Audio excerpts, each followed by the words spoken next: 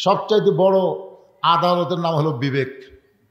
হাসিনার সময় একটা বিচারপতির আদালত ভালো ছিল না, যার কারণে ভালো মানুষগুলাকে আটকাত হচ্ছে আর খারাপ মানুষগুলাকে জামিন দিছে। ধরে কোন কথা ঠিক কিনা? প্রত্যেকটা মানুষই কিন্তু বলেছে বিচারপতির বিবেক নাই। বিচারপতির কি নাই?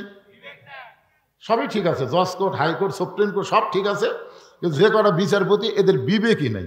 এদের বিবেকের মধ্যে কুত্তা পেশাব করে দিয়েছিল। ধরে কোন কথা ঠিক কিনা? যার কারণে ভালো ভালো মানুষগুলাকে সব আটকাত হচ্ছে আর খারাপ মানুষগুলাকে সব জামিন দিচ্ছে। আপনারা যারা এখানে বসে আছেন প্রত্যেকটা মানুষের কাছে একটা করে বিবেক আছে না নাই? সেই বিবেকের আদালতে আপনি একবার খেয়াল করে দেখেন তো, এশারা নামাজ না পড়ে যারা ওয়াজ শুনতেছেন তাদের অবস্থাটা কি?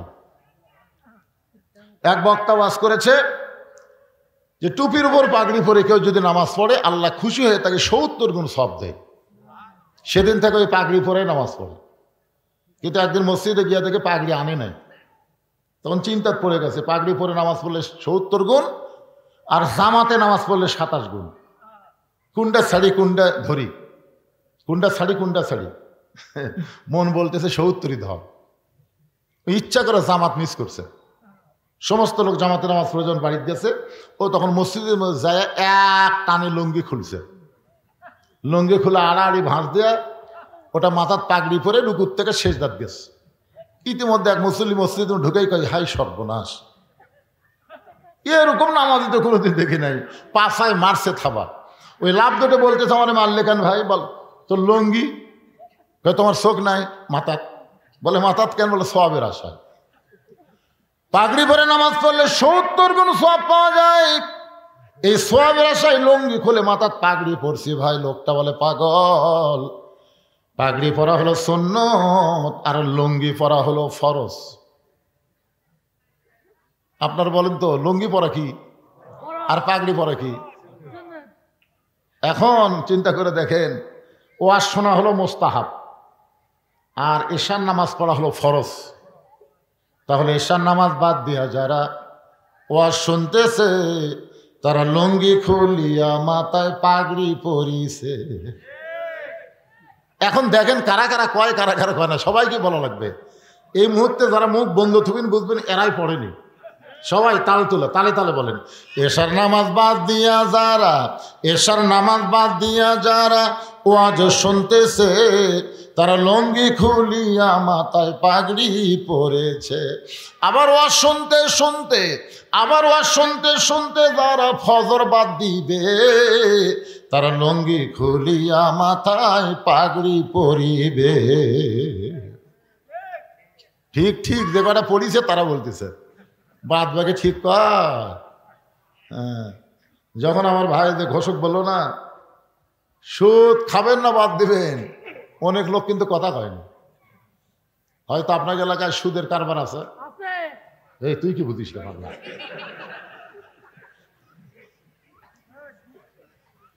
লাইলাতুল মিরাজ এমন একটা রাতে আজকের মাহফিল হচ্ছে, সুবহানাল্লাহ বলেন। এই যারা দাঁড়িয়ে আছেন কি আসলে বসার জায়গা নাই না বসবেন না? এরা তো মোটর সাইকেল ঢুকলো কোথেকে? না, লোকজনের জায়গা হচ্ছে না, মোটর সাইকেলের মধ্যে রাখা যাবে?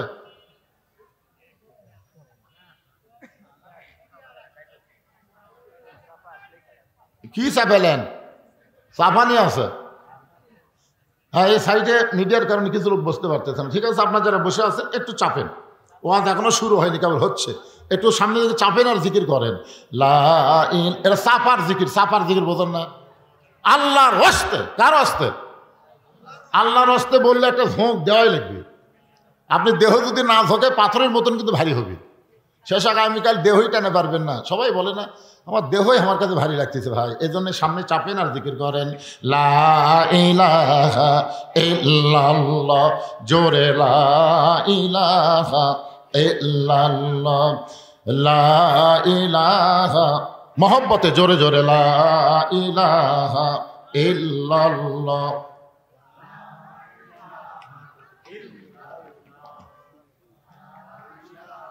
লা ইলাহা ইল্লাল্লাহু মুহাম্মাদুর রাসূলুল্লাহ সাল্লাল্লাহু আলাইহি ওয়াসাল্লাম।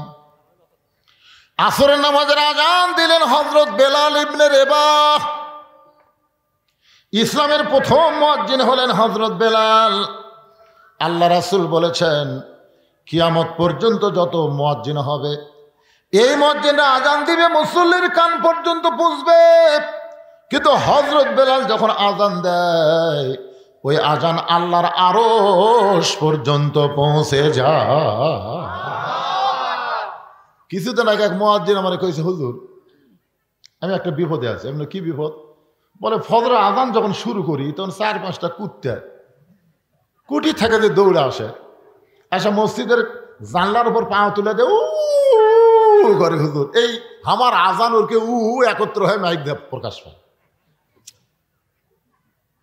আপনি বলেন তো হুজুর এই কুত্তা কেন করে? আপনাকে এলাকাত করে নাকি এরকম? হ্যাঁ, আজান দিলে। তাই মুয়াজ্জিনকে বললাম, ভাই রে এটা কেন করে আমি তো বুঝবার পারতেছি না।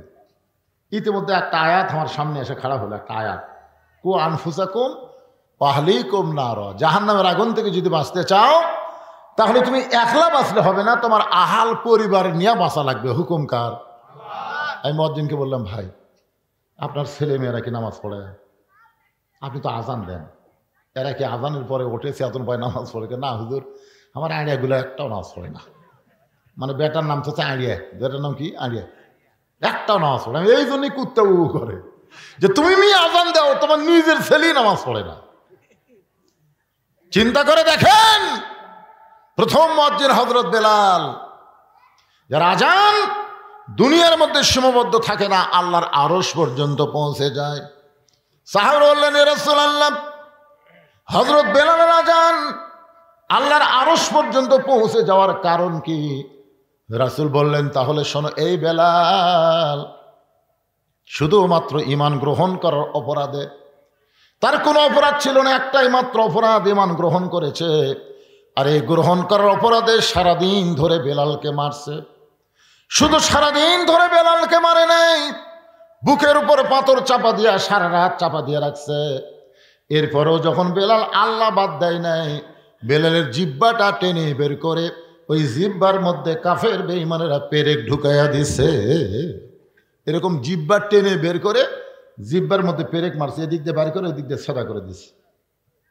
হযরত আবু বকর বেলালকে মুক্ত করে যখন আল্লাহ নবীর কাছে নিয়ে যাওয়া হয়, নবী তাকায় দেখে বেলালের জিহ্বাটা অনেক নিচ পর্যন্ত বের হয়ে জিহ্বাটা ফুলে গেছে। আল্লাহ রাসূল বেলালের জিহ্বার ভিতর থেকে পেরেকগুলো বের করে দিয়া নিজের পবিত্র জিহ্বা বেলাল জিহ্বার সাথে লাগাই দিল।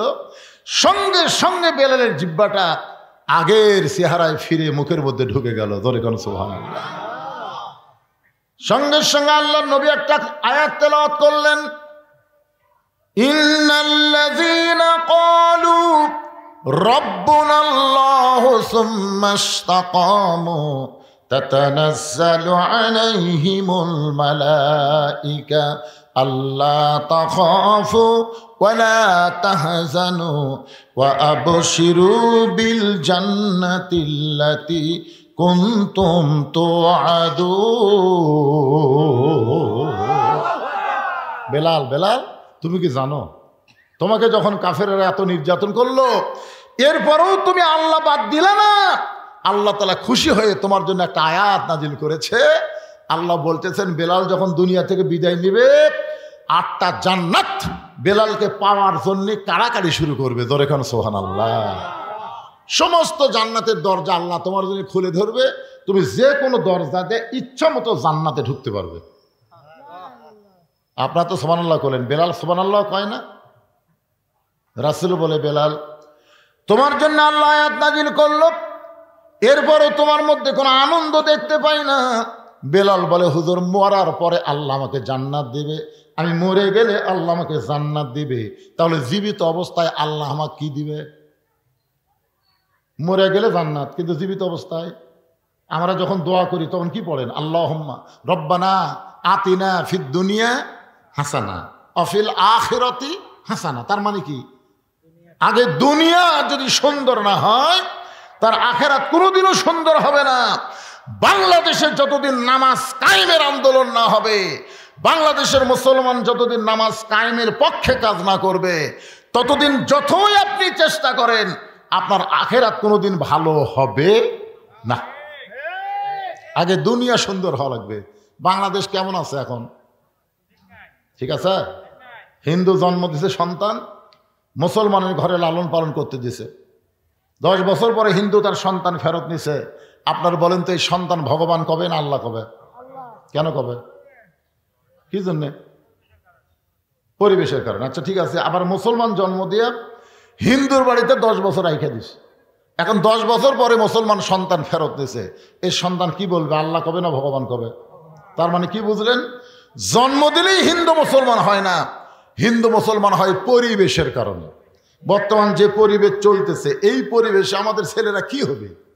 যারকে প্রত্যেকে হাতে হাতে একটা করে 4G মোবাইল, 5G মোবাইল। চিন্তা করে দেখেন, এমনকি যে ছোট বাচ্চাদের কোলে নিয়ে ঘুম পাচ্ছেন, ওইরকম বাচ্চারাও এখন মোবাইল ছাড়া ভাত খায় না। হ্যাঁ, এমন জিদ হয়ে গেছে, মোবাইল চালু না করলে ভাতই খায় না।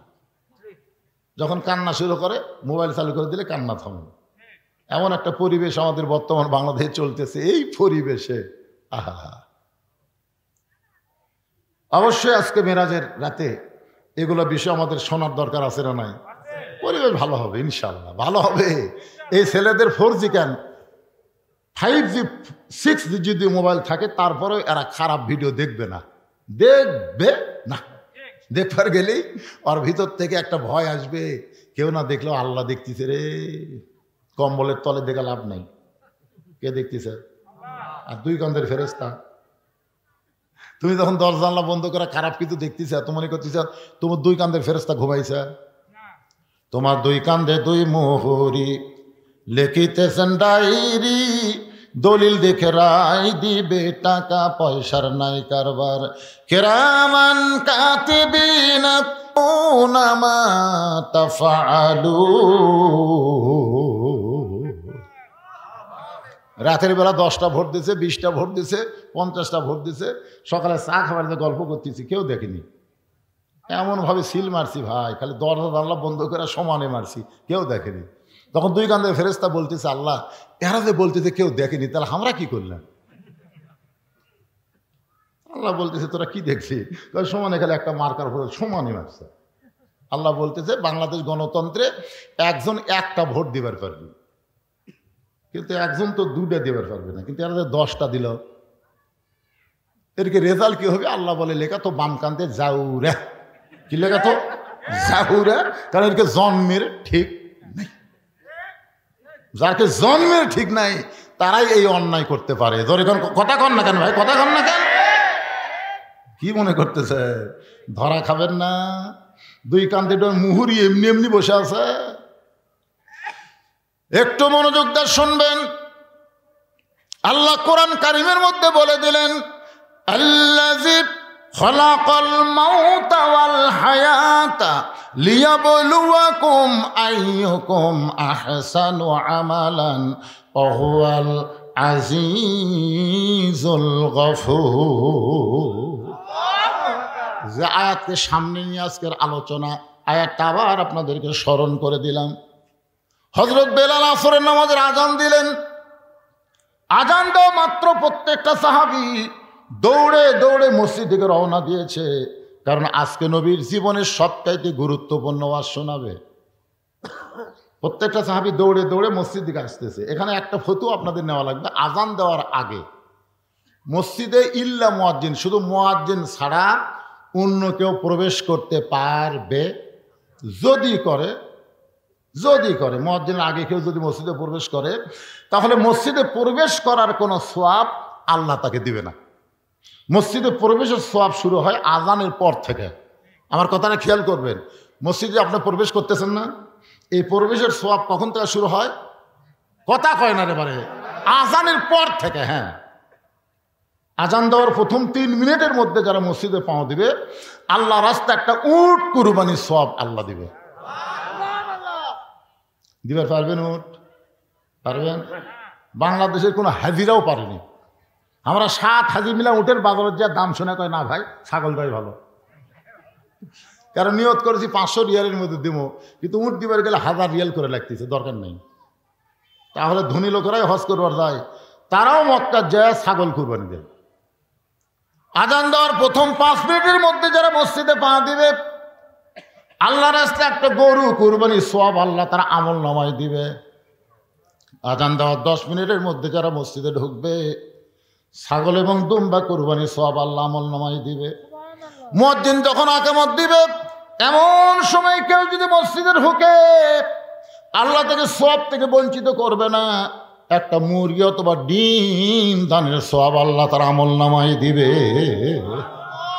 কিন্তু আজান দেওয়ার আগে কেউ যদি ঢোকে, এই সওয়াব থেকে সে বঞ্চিত হয়ে যাবে। এখন আপনারা বলেন কখন ঢুকবেন, আজানের আগে না পরে? আজানের আগে যারাই মসজিদে ঢোকে এর নিয়ত খারাপ। আজানের আগে যারা ঢোকে এর নিয়ত কি? খালি মুয়াজ্জিনের ভুল ধরা। কার ভুল ধরা? কাম নাই তো, কাম নাই। এই মুয়াজ্জিন মসজিদের কোন ভাষা কেন, এখানে ময়লা কেন, টাইসের মধ্যে লোক দেয়, টাইসের ধুলা কেন? মুয়াজ্জিন যা মনে মনে খেপা যায়। এই জন্য আজান দেওয়ার আগে না, আজান দেওয়ার পরে ঢুকবেন। আমার কথা কি বুঝতে পারলেন? হ্যাঁ, এই ফতোয়াটা মানবেন, সওয়াব পাবেন। হযরত বেলাল যেই মাত্র আজান দিয়েছে, প্রত্যেকটা সাহাবী দৌড়ে দৌড়ে মসজিদের মধ্যে ঢুকতেছে। মসজিদ ঢোকার সময় ইচ্ছা মতো ঢুকলে হবে না। আপনি যে দলই করেন, আওয়ামী লীগ করেন, বিএনপি করেন, জামাত করেন, জাতীয় পার্টি করেন, যে দলই করেন, আল্লাহর ঘরে ঢুকতে সবাইকে এক দল হয়ে ঢোকা লাগবে। ডান পা ধরে কোন পা,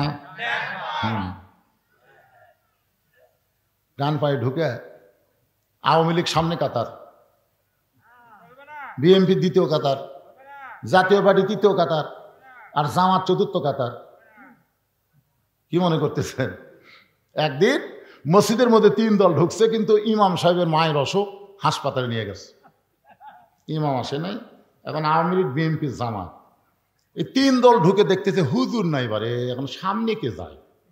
জামাত ইসলাম আওয়ামী লীগ বলতেছে, ভাই তোরাই বড় দল, তোর কি একজন সামনে দেখা? না না পাগলা, আমরা মাঝে মধ্যে নামাজ পড়ি রে, ওই জায়গার জীবনেও খারাপ হয় না। তাহলে বিএনপি ভাই কি খবর? আকামত দেবো, আকামত দেবো। তাহলে যাবি কে? জামাত তুমি যাও। কি মনে করতেছেন? যখন একের কাঁধে কাঁধ মিলে আওয়ামী লীগ, বিএনপি, জামাত খাড়া হচ্ছে, ফেরেশতা বলতেছে আল্লাহ এরা বাইরে 14 দল 20 দল, ভিতরে এক কাতার, কারোর কি? আল্লাহ বলতেছে মসজিদ যেমন আল্লাহর বিশ্বাস করে, আওয়ামী লীগ, বিএনপি, জামাত, গোটা বাংলাদেশও আল্লাহর এই বিশ্বাস যেদিন করবে, সেদিন মসজিদের সৌন্দর্য সমাজের মধ্যে, রাষ্ট্রের মধ্যেও প্রতিফলন হবে। জোরে কোন কথা ঠিক না?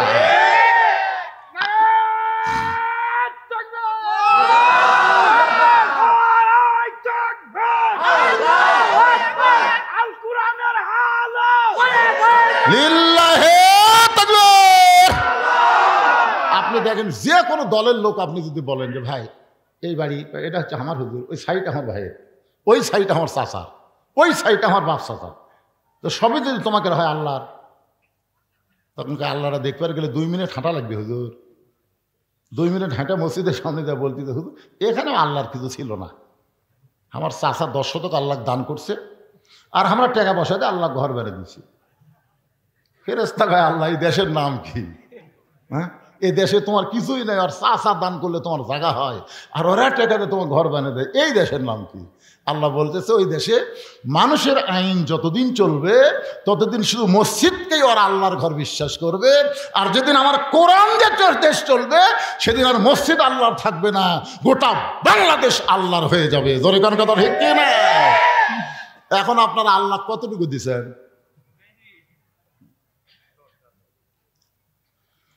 সমস্ত সাহাবী মসজিদের মধ্যে ঢুকে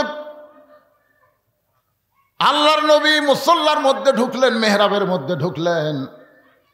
আসরের ফরজ হলো 4 রাকাত। জোরে বলেন কয় রাকাত? 2 ওয়াক্ত নামাজের সালাম ফিরাই নবী সাহাবীর দিকে মুখ ঘুরাই। একটা হলো ফজর, একটা হলো আসর। আমার কথাকে আপনারা বুঝতে পারতেছেন?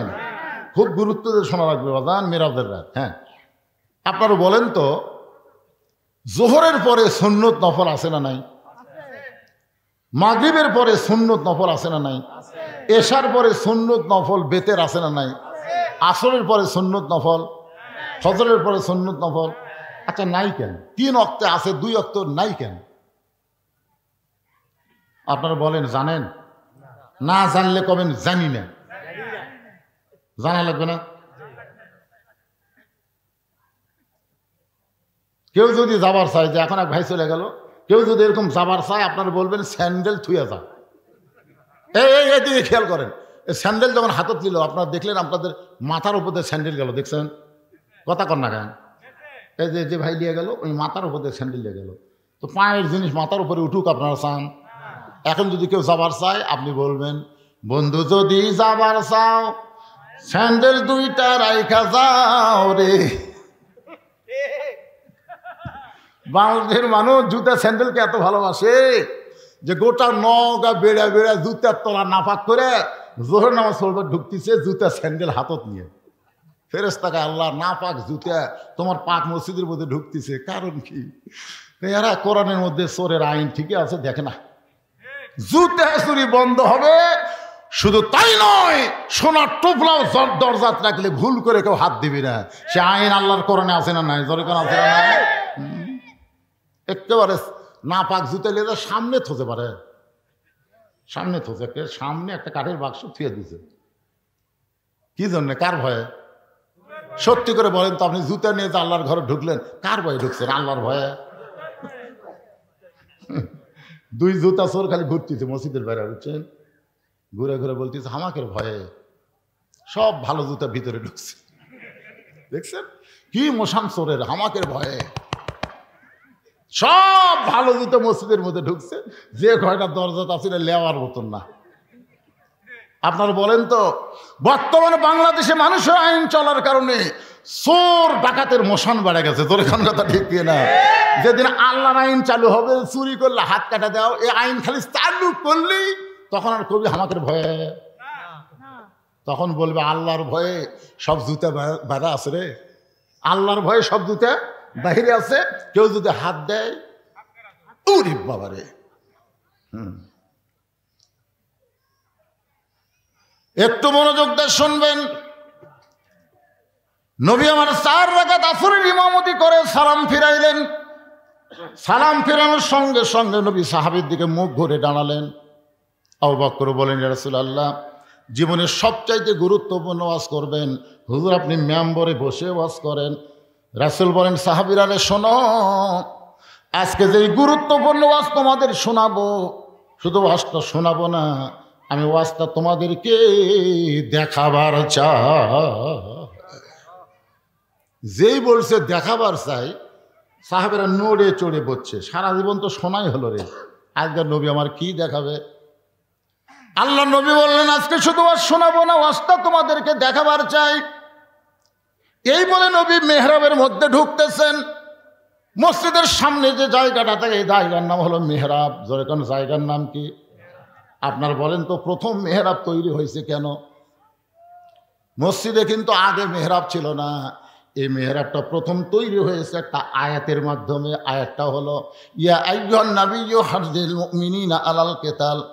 ওগো আল্লাহর নবী, যারা আপনার পিছনে জামাতবদ্ধভাবে নামাজ পড়তেছে, সারিবদ্ধভাবে নামাজ পড়তেছে, তাদের খালি নামাজ শেখালে হবে না, তাদেরকে সৈন্য হিসাবে গড়ে তোলেন। কারণ যে কোনো সময় মক্কার কাফেরেরা মদিনা আক্রমণ করতে পারে। আর মক্কার কাফের যদি মদিনা আক্রমণ করে, তখন দোয়া দিয়ে দরুদ দিয়ে আপনি মদিনা রক্ষা করতে পারবেন না। মদিনা রক্ষা করতে হলে কাফের বেঈমানদের বিরুদ্ধে অস্ত্র ধরা লাগবে। হুকুম কার? জোরে কোন? আমাদের বাংলাদেশের 3 দিকে কি? ভারত। আমাদের বাংলাদেশের 3 দিকে কি? আর একদিকে সাগর। সবাই বলেন 3 দিকে ভারত আর একদিকে সাগর। কিছুদিন আগে ভারতের একটা ফাটা কেষ্ট নায়ক, যাকে ছেলেরা চিনে, মিঠুন চক্রবর্তী, নাম শোনেননি? ওই একটা ফেসবুক স্ট্যাটাস দিয়েছে, ভারত যদি ইচ্ছা করে বাংলাদেশকে দখল করতে 15 দিনও লাগবে না। বাংলাদেশ দখল করতে কয়দিন লাগবে না? 15 দিনও লাগবে না। আমরা ভারত যদি আক্রমণ করি বাংলাদেশ করা পলাবি কোন দিক দিয়ে? 3 দিকে আমরা ভারত খাড়া হয়ে আছি, আর একদিকে সাগর। পলানোর কোনো রাস্তা নেই। আপনারা বলেন, একটা মালওয়ানের দল হয়ে আল্লাহর দলক এরকম হুমকি দিল, আপনারা আল্লাহর দলেরা কি বললেন? ফেসবুকে স্ট্যাটাস আপনারা পাল্টা দিছেন, আমি দিছি। বেতন চক্রবর্তীর সাথে সাথে কমেন্ট করছি।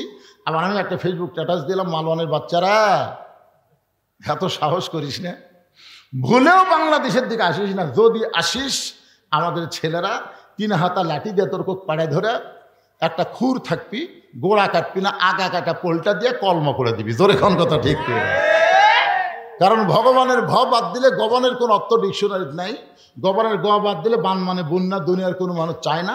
বা বাদ দিলে নো মানে ভগবান নেই। আর সেইটা নিয়ে মাস্তানি মারিস না। আমরা যাকে আল্লাহ বিশ্বাস করি, আল্লাহু লা ইলাহা ইল্লা হুয়াল হাইয়ুল কাইয়ুম। মন যদি আলিফ বাদ দেন, লিল্লাহি মা ফিস সামাওয়াতি ওয়াল আরদ। আবার যদি মন চায় লাম বাদ দেন, লাহুল মুলকু ওয়া লাহুল হাম। আবার যদি মন চায় আর একটা লাম বাদ দেন, হুয়াল্লাহুল্লাযী লা ইলাহা ইল্লাহু। আমাদের আল্লাহ সব কিছু বাদ দিলেও আল্লাহ বাদ পড়ে না। মুসলমানের আল্লাহ সদা বিরাজমান। জোরে বলেন ঠিক, আরো জোরে বলেন। আমেরিকায় কিছুদিন আগে আল্লাহ একটা আগুন দিছিল, আপনারা জানেন আগুন? হায় হায়, পুরা সারখার হয়ে আসতেছে। ওরা যত প্রকার বুদ্ধি শুদ্ধি যা আছে পানি টানি ঢাইলে বালু টালু দিয়ে উপরে জাহাজ নিচে জাহাজ দিয়ে আগুন খালি বাড়ি। তখন আমেরিকা চিন্তা করে কি হলো? তখন মুসলমানের কাছে এসে বললো, ভাই আমাকে ঈশ্বরের খাওয়া নেই, আমাকে গড মরে গেছে, এখন তোরকে আল্লাহর আজান দে। বিশ্বাস করেন, মুসলমান আজান দেওয়া শুরু করলো। যতদিন আজান, যত দূর আজানের শব্দ যায় তত দূর আগুন নিভে যায়। জোরে করেন সুবহানাল্লাহ। আর আজান দেয় আর আগুন যত দূর আজানের শব্দ যায় তত দূর আগুন নিভে যায়। এ পর্যন্ত 1300 খ্রিস্টান শুধুমাত্র মুসলমানের আজান শুনে মুসলমান হয়ে গেছে। জোরে করেন সুবহানাল্লাহ। কি মনে করতেছেন কোনো অস্ত্র দিয়ে যখন কাম হয় না তখন আল্লাহু আকবার দেওয়া হয়, অথচ আমরা সেইটা বিশ্বাস করবার পারলাম না। আল্লাহর বান্দার একটু খেয়াল করবেন, আমরা মুসলমান। আল্লাহ তাআলা কেন বললেন লিয়াবলুয়াকুম আইয়ুকুম আহসানু আমালান ওয়া হুয়াল আজিজুল গফুর। নবী মেহরাবের মধ্য থেকে একটা ধূসর বরণ থলিয়া বের করতেছেন। থলিয়া মানে ব্যাগ। ধরে কান থলিয়া মানে কি? ওই ব্যাগের ভিতর থেকে আল্লাহ নবী একটা জিনিস টেনে টেনে বের করতেছেন। প্রত্যেকটা সাহাবী তাকায় দেখে জিনিসটার কিছুই না। জিনিসটা হলো নবীর পরনের একটা জুব্বা। ওসমান করে বলে, ইয়া রাসূলুল্লাহ, জীবনে কত জুব্বা আপনার দেখলাম, আপনি পরে আমাদের সামনে নামাজ পড়ালেন, আজকে এই জুব্বা দেখানোর মধ্যে কি ওয়াজ হুজুর বলেন? আল্লাহ রাসূল বললেন, সাহাবীরা শোনো, এই জুব্বা যেটা তোমাদেরকে দেখাইতেছে এটা দুনিয়ার কোনো সাধারণ জুব্বা নয়। এই জুব্বা পরে আমি কাবার পাশে ঘুমিয়েছিলাম, ফেরেশতা জিবরাইল আমাকে ঘুম থেকে চেতন করলো। জমজমের কোফের পানি দিয়ে ওযু করানোর পরে এই জুব্বা পরা অবস্থায় যে জুব্বা তোমাদেরকে দেখাইতেছি, এই জুব্বা পরে আমি বোরাকের পিঠে চললাম। এই জুব্বা পরে আমি বাইতুল মুকাদ্দাসে গেলাম, 2 রাকাত নামাজের ইমামতি করলাম। এই জুব্বা পরে 7 আসমান পাড়ি দিয়া আল্লাহর আরশে গেলাম। যেই জুব্বা তোমাদের দেখাইতেছি এই জুব্বা পরে আমি জান্নাতের মধ্যে ঢুকেছি, এই জুব্বা পরে জাহান্নামের মধ্যে ঢুকেছি, এই জুব্বা পরে আমার আল্লাহর সঙ্গে আমার মেরাজ হয়েছে। এই জুব্বা পর অবস্থায় আল্লাহ তাআলা আমাকে 5 ওয়াক্ত নামাজ দিয়েছে। এই জুব্বা পরে বাইতুল মামুরের মধ্যে আমি ফেরেশতাদের ইমামতি করেছি। আমি নবী মেরাজ পাড়ি দিয়ে আসার পরে এই দামি জুব্বা আর কোনোদিন আমি নিজে পরি নাই। এই জুব্বাটা এই থলিয়ার মধ্যে যত্ন করে রেখে দিয়েছি। আমি নবী চলে যাব, কিন্তু এত দামি জুব্বা নিয়ে যাব না। এই জুব্বাটা তোমাদের মধ্যে কাউরে না কাউকে আমি নিজের হাতে পরায়া দিব। লিল্লাহে তাকবীর। আল্লাহ নবী বলেছেন তোমাদের মধ্যে কাউকে না কাউকে এই জুব্বাটা আমি নিজের হাতে পরায় দিব। প্রত্যেকটা সাহাবী জুব্বার দিকে লুলুপ দৃষ্টিতে তাকায় আছে। লুলুপ বোঝেন না? যেই জুব্বা পরে নবী বাইতুল মুকাদ্দাসে নবী রাসূলের ইমামতি করছে, যেই জুব্বা পরে বাইতুল মামুরের মধ্যে ফেরেশতাদের ইমামতি করেছে, যেই জুব্বা পর অবস্থায় আল্লাহর সাথে মেরাজ হলো, যেই জুব্বা পরে আল্লাহ নবীকে 5 ওয়াক্ত নামাজ দিল, এই দামি জুব্বা নবী কোন সাহাবীকে দিবেন? কে এমন জুব্বাবে নিজের জীবনকে ধন্য করবে? সবাই যখন চিন্তা করতেছে, এমন সময় নবীর পাশেই একজন সাহাবী বসে মনে মনে চিন্তা করে, এই জুব্বা বুঝি নবী আমাকেই পরাই দিবে। এই সাহাবীর নাম হলো হযরত আবু বকর। জোরে বলেন নাম কি? আল্লাহ রাসূল বলেছেন, আল্লাহর পরে এই দুনিয়াতে কেউ যদি আমার আপন থাকে, সেই সাহাবীর নাম হলো আবু বকর। আল্লাহর পরেই এই দুনিয়াতে কেউ যদি আমার বন্ধু থাকে, সে বন্ধুর নাম হলো হযরত আবু বকর। সাহাবী বললেন, ইয়া রাসূলুল্লাহ, আবু বকর আল্লাহর পরে আপনার বন্ধু কেমনে হলো? রাসূল বললেন, তাহলে শোনো, একদিন বলেছিলাম গভীর রাতে মক্কা থেকে মদিনায় হিজরত করা লাগবে। কবে করা লাগবে সেই দিনক্ষণ কিছুই বলি নাই, কিন্তু এই কথা বলার 6 মাস পরে আল্লাহ যখন আমাকে হিজরতের হুকুম দিল, আমি চুপি চুপি আবু বকরের ঘরের দরজায় আস্তে করে একটা ঠোকা দিলাম, সঙ্গে সঙ্গেই দরজা খুলে গেল। রাসূল বললেন, আবু বকর এই গভীর রাতে তোমার দরজা আসতে কি আগে থেকেই তুমি জানতে? আবু বকর বলে, রাসূলুল্লাহ ওই যে কয়েক মাস আগে বলেছিলেন একদিন গভীর রাতে আমাকে সঙ্গে করে আপনি হিজরতে মদিনায় যাবেন, সেদিন থেকে আজ পর্যন্ত কোনো রাত্রিবেলা ঘুমাইনি, বরং মাসের পর মাস সারা রাত আমি দরজায় দাঁড়িয়ে থাকি। রাসূল বললেন, চলো যাই। আবু বকরকে সঙ্গে করে নিয়ে নবী গেলেন গারে সুর। মাটি থেকে 5600 ফুট উপরে একটা গর্তের মধ্যে নবী আর আবু বকর আত্মগোপন করলেন। বাজান, গর্তের গরমে নবী এক সময় একটু দুর্বল হয়ে আবু বকর উরাতটাকে বালিশ বানায় নবী ঘুমায় গেলেন। নবী যখন ঘুমায় গেছে, আবু বকর গুনগুন করে একটা গান গাইতেছে, শিশুকালে মইরা গেছে মা, গর্ভে থাকতে মরছে পিতা, নবী চোখে দেখলেন না। আবু বকরকে আল্লাহ এই মানুষটা জীবনে কাউরে কষ্ট দিল না, এই মানুষটা কোনোদিন কাউরে কষ্ট দেয়নি, চড়া কোনো কথা বলে নাই। আর সেই মানুষটাকে আজকে মক্কার মানুষেরা দেখতে পারতেছে না। এই গভীর রাত্রে গর্তের মধ্যে দুর্বল হয়ে আবু বকর রাতকে বালিশ বানায় ঘুমায় গেছে। হঠাৎ আবু বকর দেখতে পায় নবীর কপাল ঘেমে মুক্তার দানার মতন ঘাম বের হয়ে গেছে। মুক্তার দানার মতন ঘাম দিকে আবু বকরের বড় লোভ হয়েছে, ওই ঘামটা যদি হাতের মধ্যে নিয়ে আমার চেহারার মধ্যে মালিশ করতে পারি, অন্তত নবীর ঘাম চেহারায় থাকার কারণে আল্লাহ তাআলা আবু বকরকে মাফ করে দিবে। এই মনে করে ডান হাতে ঘামটা নিয়ে যখন চেহারার মধ্যে মালিশ করতেছে, যেই মাত্র নিজের চেহারার মধ্যে মালিশ করে, সঙ্গে সঙ্গে 4 সূর্য গ্রহ তারা তারি নূরের ইশারা, 4 সূর্য গ্রহ তারা তারি নূরের ইশারা, নইলে যে অন্ধকারে ডুবিত এই ধরনী। সবাই বলেন, নবী মোর পরশমণি, নবী মোর সোনার খনি, নবী নাম ভাবে যেজন সেই তো দোজাহানের ধরি। গোটা গর্ত আলোকিত হয়ে গেছে। এই যে ঘাম খালি চেহারায় মালিশ করছে, সঙ্গে সঙ্গে গোটা গাড়ি সুর আলোকিত হয়ে গেছে। হঠাৎ আবু বকর দেখতে পায় তার বাম সাইডে 2 হাত উপরে একটা ছিদ্র, ওই ছিদ্র দিয়ে যদি কিছু বের হয়ে নবীকে কামড় দেয়। ডান পায়ে উরাতের উপর নবী ঘুম পাড়তেছে, আর বাম পাখানা ছিদ্রের মুখে লাগাই দিছে। লিয়াবলুয়াকুম আইয়ুকুম আহসানু আমালা। আল্লাহ তাআলা বলতেছে, আমি আজকে সুন্দর আমলের পরীক্ষা করব, আমার আবু বকর নবীকে বেশি ভালোবাসে না নিজের জীবনকে বেশি ভালোবাসে, আজকে পরীক্ষা হবে। আল্লাহ কয়, বিষাক্ত সাপ আর পাহাড় এলাকায় ঘুরিস না, যা যা ছিদ্রের মুখে পাটা দিছে ওই পায়ের তালুতে কামড় মার। আল্লাহর হুকুমে একটা বিষাক্ত সাপ বিষ ভরা নিয়ে মুখে আবু বকরের পায়ের তালুতে যেই মাত্র কামড় বসায় দেয়, সঙ্গে সঙ্গে বিষটা চলে আসছে কলিজায়।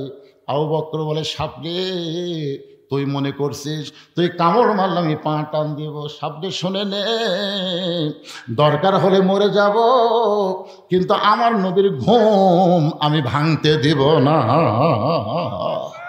সাপরে তুই যতই কামড় মার আমি পা টান দিব না।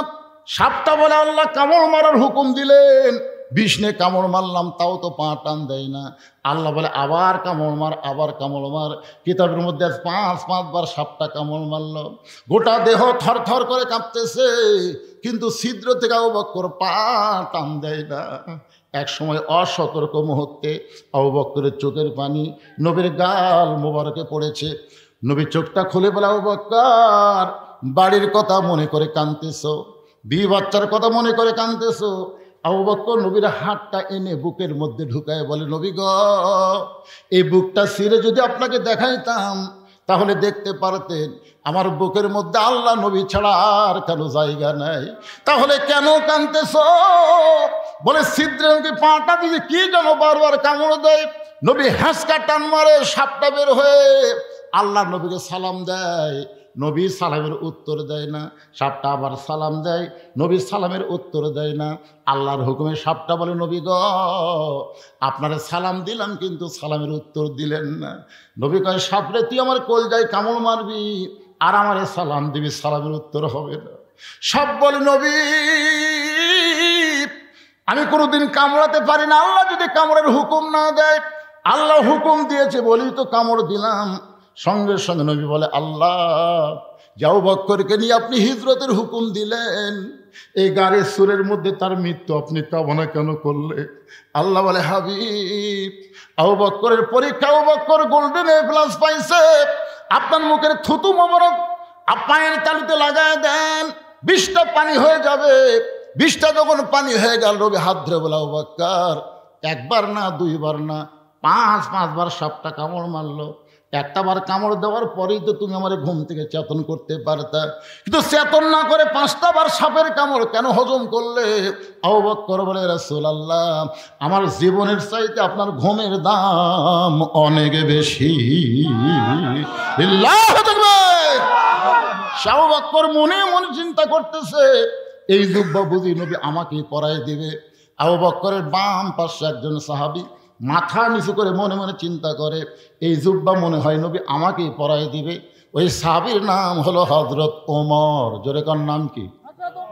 আল্লাহ রাসূল বলেছেন, আল্লাহ রাসূল বলেছেন, ভাইজানেরা যারা পিছনে দাঁড়িয়ে আছেন, আসলে দেখতে আমারই কষ্ট লাগতেছে। এই ওয়াজ শেষ করতে তো 2-2.5 ঘন্টা লাগবে। আপনারা কি এভাবে দাঁড়িয়েই থাকবেন? জায়গা আছে তো ভাই, বসেন ভাই, 1টা ঘন্টা বসেন রে। মেরাজের রাত্রে 1টা ঘন্টা বসলে আল্লাহ 60 বছরের সওয়াব দিয়ে দিবে। সুবহানাল্লাহ বলেন। ভাইজান ওরা একটু বসবার চা, আপনি একটু সামনে আসেন তো দেখি, চাপা চাপা আসেন তো দেখি, আসেন ভাই। দাঁড়ানো ভাই কিন্তু বসতে দেওয়ার জন্যে জিকির করেন আর সামনে দিকে চেপে আসেন আর জিকির করেন, লা ইলাহা ইল্লাল্লাহ। বাবাজি তোমরা বসো, বসো বাবা, সবাই বসো, বসার চান্স নাও, আজকে বসো। আগামীকাল সবে মেরাজ পাবা কি না কোনো গ্যারান্টি নাই। এই মেরাজের রাত আমরা পাবো তার কোনো গ্যারান্টি আছে? এই জন্য সবাই জিকির করেন আর সামনে আসে, লা ইলাহা ইল্লাল্লাহ, মহব্বতে লা ইলাহা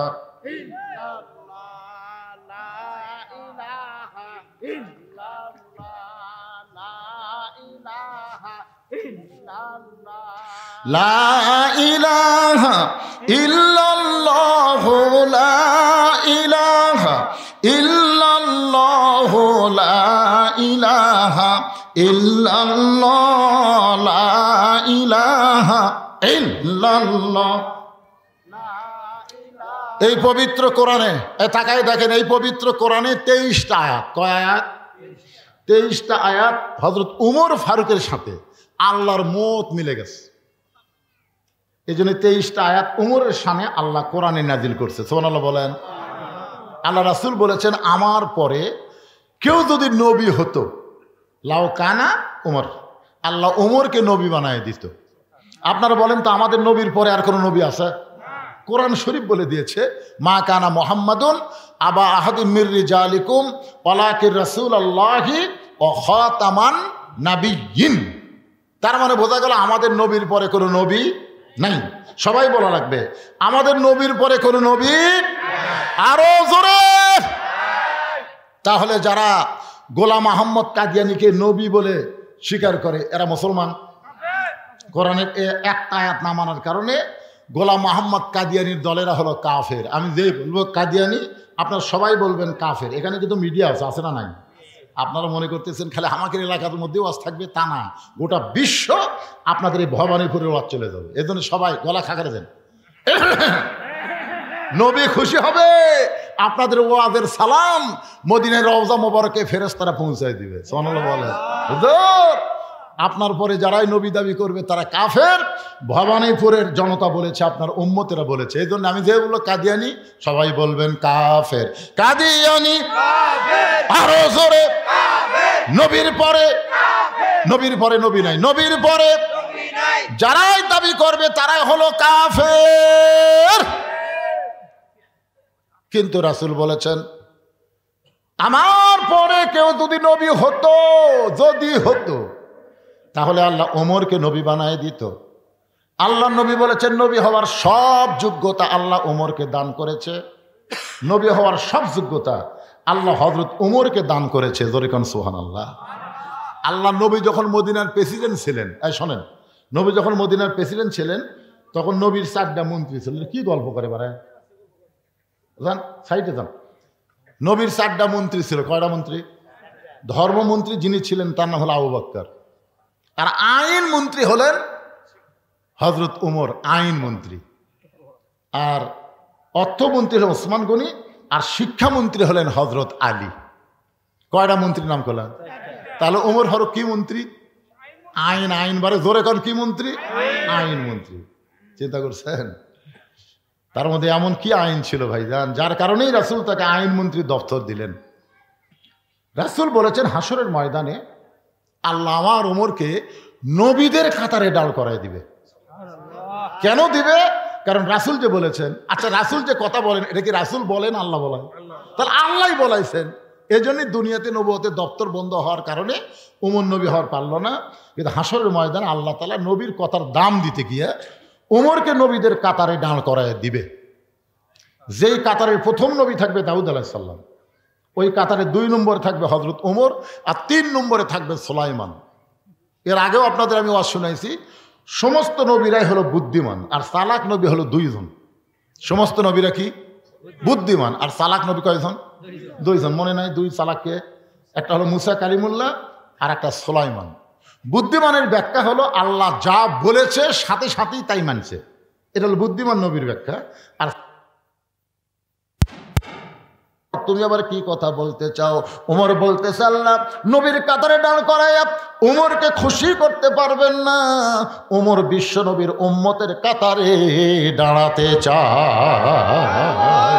নবী না হয়ে দুনিয়ার, না হয়ে ফেরেশতা আল্লাহর, হয়েছি উম্মত আপনার, তার তরে শুকুর। 1000 বার চলবে না, এখন কোটি বার, তার তরে শুকুর কোটি বার। সে মোর মনে মনে বলতেছে দুব্বা নবী আমাকে হয়তো পড়ায় দিবে। ওমর ফারুকের ডান পাশে একজন মাথা নিচু করে কাঁদতেছে, আর জুব্বার দিকে একবার তাকায়, আবার নিচের দিকে তাকায়, ছোট বাচ্চার মতন কান্দে। এই জুব্বা বুঝি নবী আমাকেই পড়ায় দিবে। তার নাম হলো ওসমান গনি। ভাগ্য গনে নবীর ডবল জামাই। সরলাগর না ঘা, নবীর ডবল জামাই। প্রথম বিয়ে করেছিলেন নবীর এক মেয়েকে। আমার মায়েরা তো গেলে ফাতেমার রস শুনবার, মায়েরা শোনেন, নবীর মেয়ে কি একটা নাকি? নবীর মেয়ে হলো 4টা। যেখানেই যাই কয় হুজুর ফাতেমা রস করবেন কে? আজকে রোকেয়া রস শোনো। রোকেয়া, রোকেয়া আছে, কুলসুমা আছে, জয়নাব আছে, ফাতেমা আছে। খালি ফাতেমা, খালি ফাতেমা। রোকেয়া ওসমান গনির সঙ্গে প্রথম বিয়ে হলো। এক সময় রোকেয়াকে নিয়ে আল্লাহ নবী ওসমানকে বললেন হিজরত করে আবিসিনিয়ায়। নবীর মেয়েদের মধ্যে সবচাইতে রোগা এবং দুর্বল ছিল রোকেয়া। সেই রোকেয়াকে নিয়ে ওসমান গনি আবিসিনিয়ার দিকে পথ ধরলেন। আবিসিনিয়া পাওয়ার পরে রোকেয়া একটু অসুস্থ হয়ে গেলেন। রাসূলের কাছে খবর দেওয়া হলো আপনার মেয়ে রোকেয়া তো অসুস্থ অবস্থায়। রাসূল বললেন তাহলে আবিসিনিয়া থেকে তাকে মদিনায় হিজরত করো। ওসমান গনি নবীর মেয়ে রোকেয়াকে নিয়ে আবিসিনিয়া থেকে যখন মদিনার পথে রওনা দেয়, পথের মাঝখানে অসুস্থ বেশি হয়ে রোকেয়া দুনিয়া থেকে বিদায় নেয়। ওসমান গনি একা একা মদিনায় চলে গেলেন। আল্লাহ নবী যখন মদিনায় হিজরত করে আবু আইয়ুব আনসারীর বাড়িতে, তিনি তলব করলেন ওসমান এবং আমার মেয়ে রোকেয়াকে আমার কাছে নিয়ে আসো। আজ অনেক দিন হলে রোকেয়াকে আমি দেখতে পাইনি, আমার মেয়েটাকে দেখে কলিজা শান্তি করতে চাই। কিছুক্ষণ পরে ওসমান গনি একাই উপস্থিত হলেন। রাসূল বলে ওসমান তুমি একা কেন আইলে, আমার মেয়েটা কোথায়? বলে ইয়া রাসূলুল্লাহ আমি আগে মনে মনে চিন্তা করেছিলাম আপনি সবই জানেন, কিন্তু এখন দেখতেছি আপনি জানেন না। আল্লাহ জানাইলে আপনি জানেন। আপনার মেয়ে রোকেয়া আবিসিনিয়া এবং মদিনার মাঝখানে পথে অত্যন্ত অসুস্থ হয়ে দুনিয়া থেকে বিদায় হয়ে গেছে। এই বেলা ওসমান গনি নবীর পায়ের কাছে বসে কান্না শুরু করে দিলেন। রাসূল মাথায় হাত দিল, ওসমান আমার মেয়ে মারা গেছে বলে তুমি কি কাঁদতেছ? তুমি কি রোকেয়ার জন্য কাঁদতেছ? তুমি যে কি কারণে কাঁদতে আমি নবী জানি। কারণ তুমি আমার জামাই থেকে দূরে যাবে। না রে ওসমান না, আমার একটা মেয়ে চলে গেলে কি হবে? আমার এখনো আর একটা মেয়ে কুলসুম আছে, ওই কুলসুমার সঙ্গে তোমাকে বিয়ে দিয়ে তোমাকে আমার জামাই করে রাখতে চাই। এই জন্য হচ্ছে ডবল জামাই, জিন নুরাইন, দুইটা নূরের অধিকারী। যেরকম সুবহানাল্লাহ। ওসমান গনি আর একটা ডিগ্রি হলো জ্ঞানী। একদিন আল্লাহ রাসূল বললেন, ওসমান আল্লাহ তোমাকে কত সম্পদ দিছে, তুমি কি হিসাব জানো? ওসমান বলে, হুজুর একটা হিসাব অবশ্য আছে, মানে আমার যত সম্পদ সব গুদামের মধ্যে আছে, আর ওই গুদামও তালা দেওয়ার পরে যে চাবিগুলো আছে এই চাবিগুলো টানতে একটা উট হিমশিম খায়। মানে উটের পিঠের উপর আমি চাবিগুলো রাখি, উটটা চলতে চলতে এক সময় ক্লান্ত হয়ে যায়। তাহলে চিন্তা করে দেখেন, তালা কড্ডি গুদাম কড্ডি, চিন্তা করছেন? খালি চাবি বোঝেন না আপনারা, চাবি বোঝেন না, তালার চাবি টানতে একটা উট হিমশিম খায়। রাসূল একটু মুস্কি হাইতে বলে, ওসমান আল্লাহ যদি তার সমস্ত সম্পদ ফেরত চায়, মনে করো তোমার যত সম্পদ আল্লাহ তোমাকে দিয়েছে, এই সম্পদ যদি আল্লাহ ফেরত চায় তুমি কি করবে? সঙ্গে সঙ্গে ওসমান গনি ওই চাবি বহন করা উটটা সহ নবীর হাতে দিয়ে দিলেন। নবী কয়, ওসমান কি? কয়, হুজুর সবই দিয়ে দিলাম, এমনকি উটটাও পর্যন্ত দিয়ে দিলাম। নবী কয়, ওসমান কি কয়, কি কন? চাহিদা মাত্র আর বাহককে দিতে বাধ্য থাকিবে, সম্পদের মালিক তা আমি না, আল্লাহ আমাকে দিছে, আল্লাহ আমার চাষে। নবী কয়, ওসমান সব দিয়ে দিলে তোমার থাকলো কি?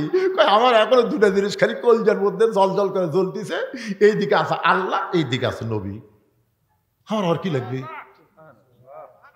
নবী আসমানের দিকে তাকালেন, আকাশের দিকে তাকালেন, আল্লাহ আল্লাহ এই ওসমানকে আমি কি দিব আল্লাহ? আল্লাহ বলে, আপনার দেওয়া লাগবে না, আমার জ্ঞানী ডিগ্রি আমি ওসমানকে দিয়ে দিলাম। জোরে কোন সুবহানাল্লাহ। সে ওসমান গনি মনে মনে চিন্তা করতেছে, এই জুব্বা বুঝি নবী আমাকেই পরায় দিবে। ওসমান গনি কিন্তু বিশ্বাস করে সম্পদের মালিক মানুষ না, সম্পদের মালিক হলো আল্লাহ। আমার সামনে যারা বসে আওয়াজ শুনতেছেন, আপনাকে বিশ্বাস কি? সবাই বলতেছে না কেবারে? আপনার পকেটের যে টাকা আছে এই টাকার মালিককে? এটার মালিক আল্লাহ। এটাকে বিশ্বাস করে বলতেছেন না মুখে মুখে? সমস্ত সম্পদের মালিক আল্লাহ। কারা কারা বিশ্বাস করে দুই হাত তোলা আল্লাহকে একটু দেখান তো দেখি। লিল্লাহি তাকবীর, হাত নামান। আমি সব দিবার বলতেছি না, এজ এ মুরব্বী, এজ এ বাবা, এখন উঠেন না, মানে এই সময় উঠলে হবে না? লাভ দিয়ে উঠছে, উঠুক, অসুবিধা নেই, হয়তো কোনো জরুরি কল আছে যার কারণে মুরব্বী উঠছে, অসুবিধা নাই। ভাইজান, এই যুবকেরা যে 10টা বছর হলে মাহফিল করতেছে, এরা কি ভালো কাম করতেছে না খারাপ কাম করতেছে? ভালো কাম যদি করে থাকে এখন আপনাদের কাছে যাবে, সব দেওয়া লাগবে না। ওয়াজের মিডল পয়েন্টে আমি 5টা মিনিট এই যুবকদের মাহফিলের জন্য আপনাদের কাছে ব্যাগ পাঠালাম। আল্লাহ দেওয়া সম্পদ থেকে আপনি দিবেন, নিজের সম্পদ না, আল্লাহর সম্পদ থেকে। আল্লাহ আমানত স্বরূপ আপনাকে দিচ্ছে পরীক্ষার জন্য। ওসমান কিন্তু পরীক্ষার গোল্ডেন এ প্লাস আছে, আপনারা পরীক্ষায় গোল্ডেন এ প্লাস পাওয়ার জন্য যার পকেটে যা আছে সেখান থেকে কিছু রেখে কিছু আপনারা দিবেন, আল্লাহর রাস্তায় দিবেন। এই ব্যাগ যাও, ভিতরে যাও, যাও ছেলে, একজনও লড়াচড়া করবেন না, একজনও না, সবাই দিবেন, যিনি যা পারেন আল্লাহর রাস্তায় দান করবেন। আজকের মাহফিলের সম্মানিত সভাপতি সাহেব 1 মিনিটের জন্য মাহফিল ছাড়েনি, 1 মিনিটের জন্য মাহফিল ছাড়েনি। আমি আমার সভাপতি ভাইকে বলবো যে ছেলেদেরকে উৎসাহ দেওয়ার জন্য আপনাকে একটা মোটা অঙ্কের দেওয়া লাগবে, কি কম? কারণ এরা তো গান বাজনা করতেছে না, এরা কোরআনের মাহফিল করতেছে। আল্লাহ যাকে সম্পদ দেয় পরীক্ষার জন্যে, আল্লাহ আমার ভালো কাজে ব্যয় করারও ইমান দেয়। জোরে কোন কথা ঠিক কিনা? আমার সভাপতি ভাইকে আমি বললাম, উনি এখন মতো মুখটাও দেখালো না পারে। মাশাআল্লাহ ভাইজান, এখনকার করোনা আছে নাকি? ধুলাবালি যখন শোনেন, এটা কিন্তু মাস্ক কিন্তু খালি করোনার জন্য না, মাস্ক হলো ধুলাবালি যত কিছু আছে, দুর্গন্ধ আপনার নাকে মুখে যেন না ঢোকে, এই জন্যে এটা নাকে মুখে দিবেন। কিন্তু বেশি দিন দেওয়া যাবে না, 1 থেকে 2-3 দিন দেওয়া যাবে, তার বেশি কিন্তু এটা দেওয়া যাবে, নতুন আর একটা কিনা লাগবে। মাস্ক সবাই ব্যবহার করবেন। রাস্তায় যত ধুলা ওড়ে, যার হাঁপানি আছে, এজমা আছে, তার জন্য খুবই কষ্ট। হ্যাঁ ভাইজান তো বিশেষ অতিথি নাকি? আপনি জাননি? প্রধান অতিথির সাথে কে গেল না? একটা আমি গেছিলাম, চলে গেল তো। আচ্ছা বিদায় দিলাম, আমি আসলাম। তো ভাই কিছু কন যুবকের জন্য। হ্যাঁ আপনি বললে আমি কত চাবো আপনার কাছে? লাগবে না, চাওয়া লাগবে না।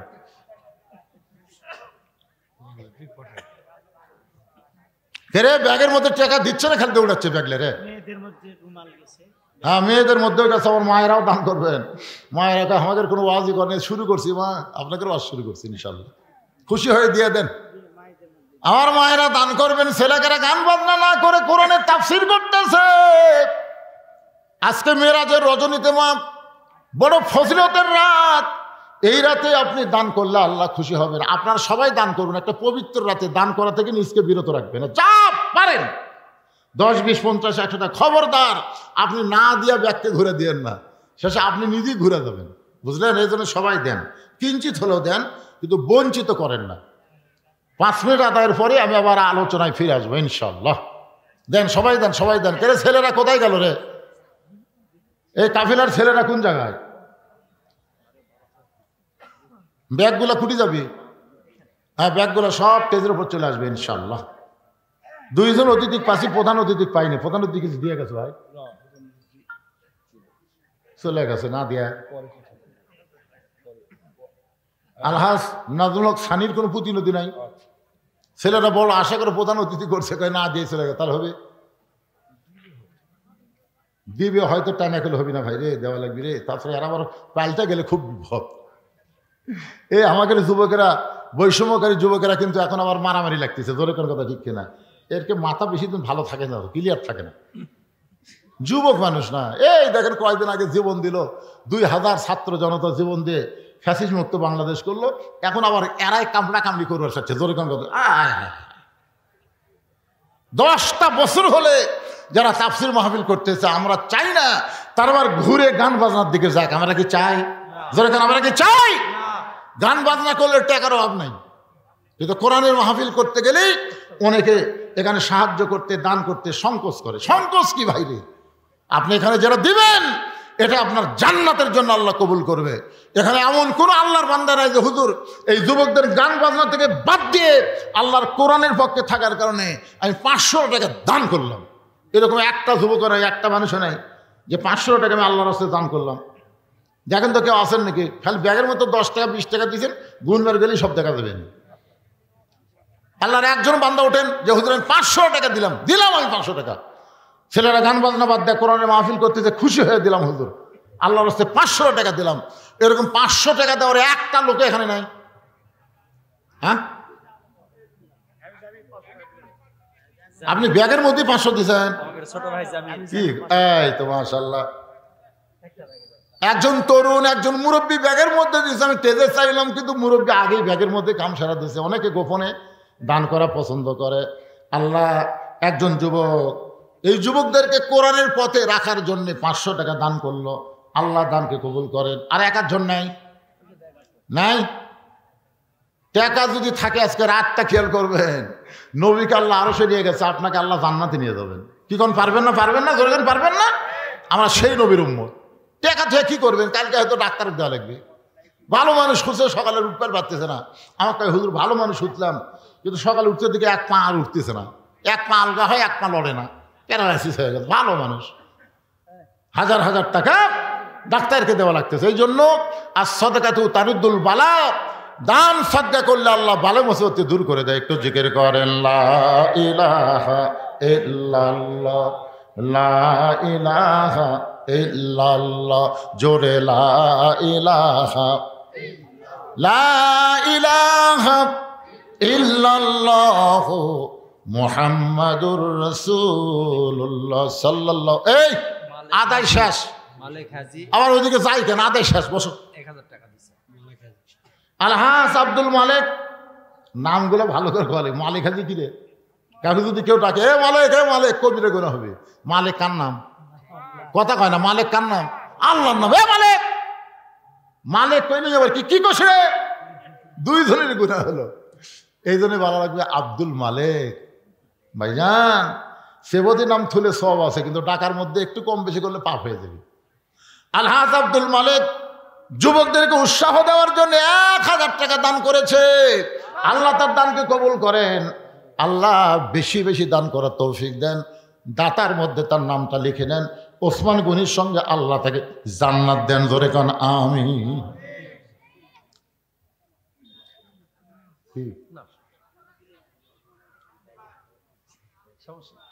আছে ভাই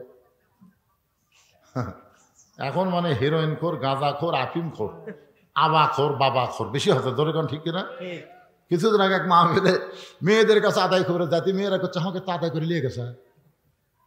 মাহফিল কমিটি কয় আমাকে তো কেউ আসেনি, কে গেল? এদিকে এরা না জাতি একদল তুলে আউট। কি মনে করতেছেন ভাই রে? আবাখোর বাবাখোর এগুলো সব খরচ বন্ধ করার গেলে এই বর্তমানে আইন দেওয়া হবে না, আল্লাহর কোরআনের আইন লাগবে। জোরে কোন কথা ঠিক না? কোরআন খালি ওয়াজ শোনার মধ্যে রাখেন না। লিয়াবলুয়াকুম আইয়ুকুম আহসানু আমালান ওয়াহুয়াল আজিজুল গফুর। আমার মায়েরা যারা পর্দার অন্তরে শোনেন, নবীর 2টা মেয়েকে বিয়ে করেছিলেন ওসমান গনি। সর্বসাকুল্যে নবীর মেয়ে হলো 4টা। রোকেয়াকে বিয়ে করেছিল আগে, রোকেয়া যখন মারা গেল তারপরে কুলসুমারে বিয়ে করছে। একসাথে করা জায়েজ? একসাথে 2 বোনকে বিয়ে করা জায়েজ? জোরে বলবেন জায়েজ? আচ্ছা জায়েজ না, এটা আমরা সবাই স্বীকার করলাম নাই, আসলে জায়েজ নেই। কিন্তু এক বোনকে বিয়ে করছে, আর একটা যুবতী বোন, বইয়ের একটা যুবতী বোনকে নিয়ে দুলে ভাই ফিল্ডিং মারতেছে। ফিল্ডিং ডানা পার্কের মধ্যে, তারপর আরো কি পার্ক সব আছে এদিকে, বহু পার্ক, পার্কের মধ্যে ফিল্ডিং মারতেছে। এটা মারা জায়েজ? জায়েজ? এক তো গত বছর দেখেছি। হ্যাঁ, স্বাস্থ্য ভালোই মাশাআল্লাহ। যদি অসুখ হয় আল্লাহ যেন ভালো করে দেয়। ধরে করে আমিন। আল্লাহ তোমাকে ভালো করে দেবে ইনশাআল্লাহ। আল্লাহ পারে না কি কোন পারে কি পারে না? ছেলেটার জন্য প্রাণ খুলে দোয়া করবেন। দেখেন প্রাণ খুলে দোয়া করো। আল্লাহ, আরে আল্লাহ তুমি দেখছো বাপ মাকে দিয়েছো কলিজা জুড়ে, সে সন্তান অসুস্থ হয়ে থাক, বাপ মা চাই না। আল্লাহ আমরা এতগুলো মানুষ আজকে চাচ্ছি এই বাচ্চাটাকে যেন আগামী বছর আবার আমরা সুস্থ দেখতে পাই। ধরে কেন আমি কি সুন্দর শুনতেছে, প্রত্যেকটা কথায় হুঁকারি ধরতেছে। আমার মায়েরা শোনেন, আপনাদের একটু ওয়াজ করব। 2 বোনকে একত্রে বিয়ে করা জায়েজ নাই। এক বোনকে বিয়ে করে আর একটা বোনকে নিয়া ফিল্ডিং মারাও জায়েজ নাই। যারা মেয়ের বাপ আছে, আমি কিন্তু মেয়ের বাপ হসি বলে কি মরছি নাকি? যারা মেয়ের বাপ আছেন তাদের আমি পায়ে হাত দিয়ে বলতেছি, একটা মেয়েকে যখন বিয়ে দিছেন আর একটা মেয়ে যদি যুবতী থাকে, খবরদার ওই জামাইয়ের আশেপাশে যাবার দিবেন না। মেয়েদের জন্য, পুরুষ মানুষের মধ্যে 2টা কাল সাপ আছে মেয়েদের জন্য। এই মায়েরা শোনেন, ভালো করে শোনেন। মেয়েদের জন্য পুরুষের মধ্যে 2টা কাল সাপ। কাল সাপ বোঝেন? একটা হলো দুলা ভাই আর একটা হলো দেওরা। তো মেয়েরাই কেলে চিল্লাচিল্লি করতেছে নাকি? মায়েরাই ও শোনেন,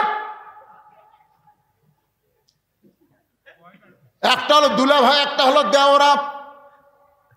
এই 2টা পুরুষ মেয়েদের ক্ষতি সবচাইতে সমাজে বেশি করে। ধরে কোন ঠিক কিনা? কারণ শালীর গায়ে দুলা ভাই যদি হাত দেয়, শালী ভয় কিছু বলে না, কারণ বোন তার ঘরে আছে। বললে যদি আমার বোনের উপর কষ্ট দেয়, বাপও যদি জানে, দুনিয়ার মানুষের কাছে প্রকাশ করতে শরম পায়। একটা মেয়ে বিয়ে করছে আর একটা মেয়ে খাম করছে, কেমনে বলবে? দেওরা দেখবেন ভাবির উপরে এরকম করে। মায়েদের বলবো, মা এই 2টা দলকে কাল সাপের মতন ভয় করবেন, এদেরকে আশেপাশে যাইতে দিবেন না। কারণ দুনিয়া বেশি দূরের জন্য নয়, আমাদের সবাইকে যাওয়া লাগবে, ঠিক কিনা? আলীকে বুকের মধ্যে নিয়ে গভীর রাত্রে ছোট বাচ্চার মতন ফাতেমা কান্দেছে, ছোট বাচ্চার মতন কান্দে। আলী বলে, ফাতেমা এমন কান্না তোমাকে কোনোদিন আমি দেখলাম না, আজকে আমাকে বুকের মধ্যে নিয়ে তুমি এত কেন কান্দেছ? ফাতেমা বলে, স্বামী গ, আমি দুনিয়া থেকে বিদায় নেওয়ার পরে আপনাকে ওসিয়ত করতেছি, আপনি আর একটা বিয়ে করবেন, আপনি আর একটা বিয়ে করবেন। আমি দুনিয়া থেকে বিদায় নেওয়ার পরে আপনি দেরি করবেন না, আর একটা বিয়ে করবেন। আমি জীবিত অবস্থায় আপনি বিয়ে করলে আপনার শ্বশুর, আমার বাবা, আল্লাহর নবী কষ্ট পাবে, এই জন্য হয়তো আপনি করবেন না, কিন্তু আমি মরে গেলে আপনি তাড়াতাড়ি আর একটা বিয়ে করে নেবেন। আলী বলে, ফাতেমা তুমি আমাকে বিয়ের কথা বলার জন্যই কেমন করে কাঁদতেছ? ফাতেমা বলে, স্বামী গ, আমি সব সময় আল্লাহর কাছে বলেছি, আল্লাহ ফাতেমার দোয়াটা কবুল করো। আল্লাহ তাআলা আমার দোয়া কবুল করেছে, আমার দোয়া কবুল করেছে। আলী বলে, ফাতেমা দোয়া কবুল করলে কেউ কান্দে নাকি? এমন করে কেন কাঁদতেছ? ফাতেমা বলে, স্বামী গো, দোয়াটা হলো আল্লাহ যেন পর্দার মধ্যে আমার মৃত্যু দেয়। আলী বলতে, পাগলি নাকি? সারা জীবন তুমি পর্দা মেনে চললে, যে মেয়েটা সারা জীবন পর্দার মধ্যে ছিল সে তো পর্দার মধ্যেই মৃত্যুবরণ করবে। ও ফাতেমা, দোয়া কবুল করাতে আনন্দ করো, খুশি হও। ফাতেমা বলে, স্বামী গ, আপনি একটু ধৈর্য ধরে নিবেন, শুনবেন, আজকে গভীর রাত্রে ফাতেমার মৃত্যু হবে। যেই মাত্র কইছে আজকে গভীর রাত্রে ফাতেমার মৃত্যু হবে, গাছের গোড়া কাটলে গাছটা যেমন পড়ে যায়, আলী তেমনি পড়ে গেলেন ঘরের মাজায়। মা ফাতেমা মুচকি মুচকি হাসে, স্বামীর মাথার উড়াতের উপরে নিয়ে কপালে একটা চুমা দিয়ে বলে, স্বামী গ, এমন করে আপনি কাঁদবেন না, এমন করে আপনি কাঁদবেন না। আমি জানি আল্লাহ আপনাকে 2টা ডিগ্রি দান করেছে। একটা ডিগ্রির নাম হলো আনা মাদিনাতুল ইলমে ওয়া আলিউ বাবুহা, আর একটা ডিগ্রি হলো আসাদুল্লাহিল গালিব। জোরে কর না সুবহানাল্লাহ। ফাতেমা স্বামীর কপালে চুমা দিয়ে বলতেছেন, আল্লাহ আপনাকে 2টা ডিগ্রি দিয়েছে। কয়টা? একটা ডিগ্রি হলো আনা মাদিনাতুল ইলমি ওয়া আলিউ বাবুহা। রাসূল বলেছেন, আমি হলাম ইলমের শহর, আলী হচ্ছে তার দরওয়াজা। আর আল্লাহ বলেছেন, আলী হচ্ছে আল্লাহর সিংহ। আপনি হলেন একজন শক্তিশালী সুপুরুষ, একজন জ্ঞানী মানুষ। বউ মারা যাবে রাত্রেবেলা, শুনে কেন পড়ে গেলেন? আপনি কি জানেন না এ দুনিয়া থাকার জায়গা না? আপনি কি জানেন না এই দুনিয়া থাকার জায়গা নয়? এই দুনিয়াতে আসলে সবাইকে যাইতে হবে। আচ্ছা, আপনাদের এই বিশ্বাস আছে যে দুনিয়া থাকার জায়গা না, আসলে যাইতে হবে? এই বিশ্বাস যদি থাকে ভাইজান, তাহলে আমাদের সবাইকে মিলে এই কোরআন শুধু ওয়াজ শুনবো না, বাস্তব জীবনে আল্লাহর কোরআনকে আমরা গ্রহণ করব। রাজি আছেন? প্রয়োজন হলে আল্লাহর কোরআনের জন্য কারা কারা জীবন দিতে প্রস্তুত? 2 হাত তুলে আমার আল্লাহকে দেখান। লিল্লাহে তাকবীর। হাত নামান। প্রয়োজন হলে, প্রয়োজন হতেও পারে, পারে কি পারে না? জোরে কোন? কারণ কোনো সময় কেউ চাবে না যে বাংলার জমিন কোরআন দিয়ে চলুক, এটা অনেকেই চাবে না। কারণ কোরআন দিয়ে চললে আবু জেহেলের নেতৃত্ব থাকবে না, তো আব্দুলের এতিমপোলা নেতা হয়ে যাবে, ঠিক কিনা বলেন? এই জন্য অনেকেই চাবে না ভাইজান। কথাটা কেন করলাম একটু খেয়াল করেন। আসাদুল্লাহিল গালিব হযরত আলী, সমস্ত জ্ঞানীর জ্ঞানী হযরত আলীকে বলতে যে, ফাতেমা স্বামী, আমি দুনিয়া থেকে বিদায় নেওয়ার পর আমার 3টা চাওয়া কিন্তু আপনাকে পুরা করা লাগবে। যেই বলছে 3টা চাওয়া পুরা করা লাগবে, আলী ছোট বাচ্চার মতন কাঁদতে, ফাতেমা দুনিয়াতে গরিব ছিলাম বলে তোমারে কিছুই দিবার পারলাম না, গরিব ছিলাম বলে দুনিয়াতে তোমাকে কিছুই দিবার পারি নাই। আল্লাহ রাসূল কিন্তু ফাতেমাকে বলেছে, ফাতেমা কোনো কিছুর জন্যে আলীকে যেন কষ্ট দিও না, আলীকে কষ্ট দিও না ফাতেমা। যদি তোমার কোনো কিছু দরকারি হয় তুমি আমার কাছে যেও, আমার কাছে বলো, আমি বাবা হিসাবে যতদূর পারি তোমাকে চেষ্টা করব, কিন্তু খবরদার আমার আলীকে যেন কষ্ট দিও না। সুবহানাল্লাহ খান। যার কারণে ফাতেমা কোনোদিন স্বামীকে কষ্ট দেয় নাই।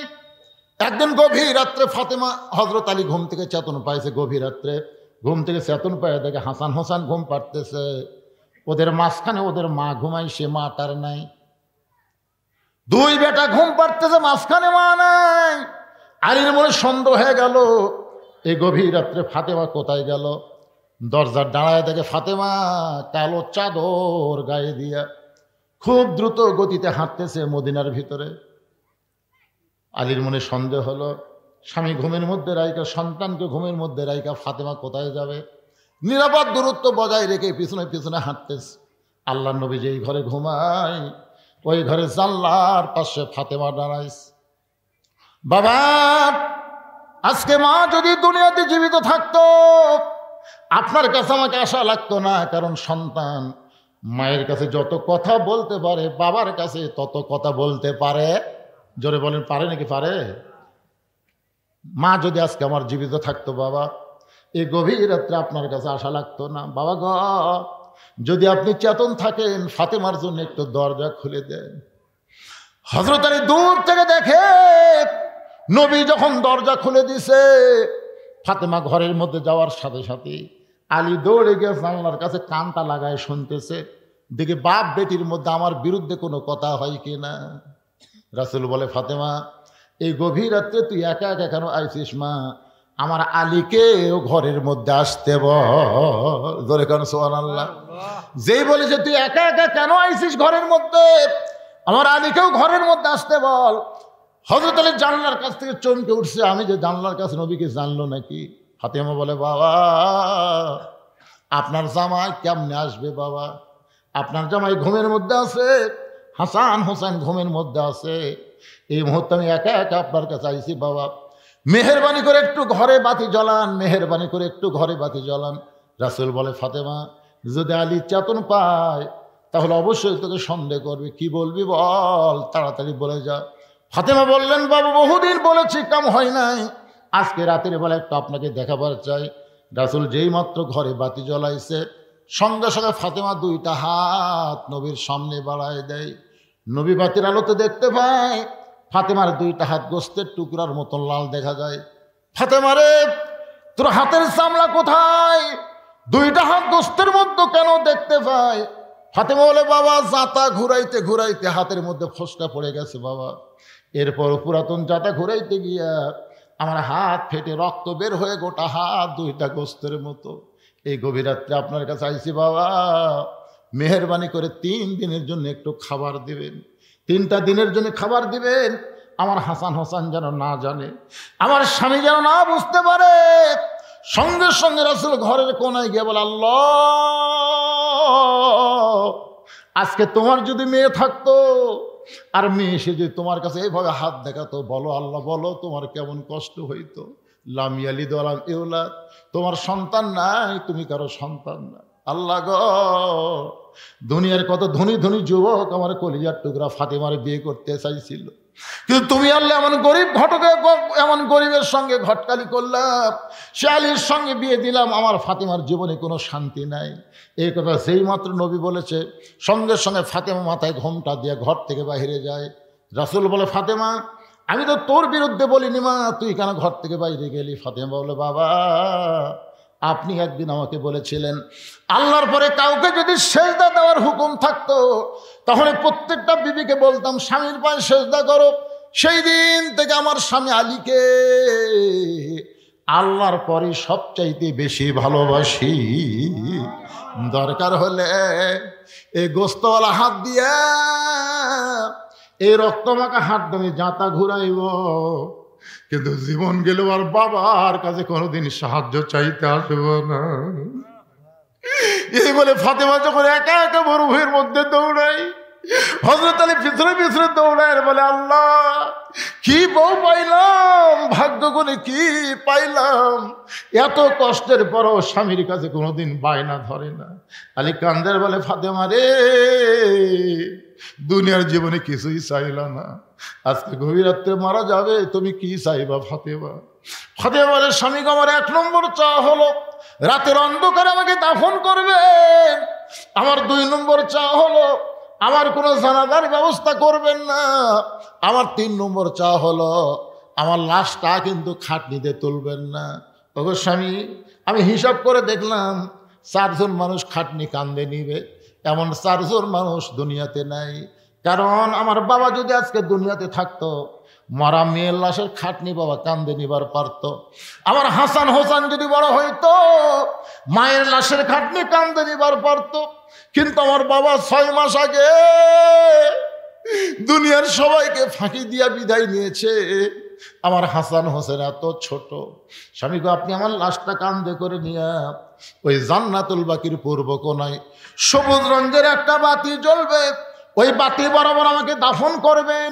আমার কবর খুঁড়তে যদি আপনার কষ্ট হয়, আপনার একান্ত বন্ধুকে বলে দিবেন, সে যেন গোপনে কবর খনন করে দেয়। কবর যখন খনন হলো, হযরত আলী ফাতেমার লাশটা নেওয়ার জন্য ঘরের মধ্যে ঢুকে দেখে ফাতেমা নিজে নিজেই গোসল করেছে। ফাতেমাকে দুনিয়ার কেউ গোসল করে দেয় নাই, নিজে নিজে গোসল করেছে।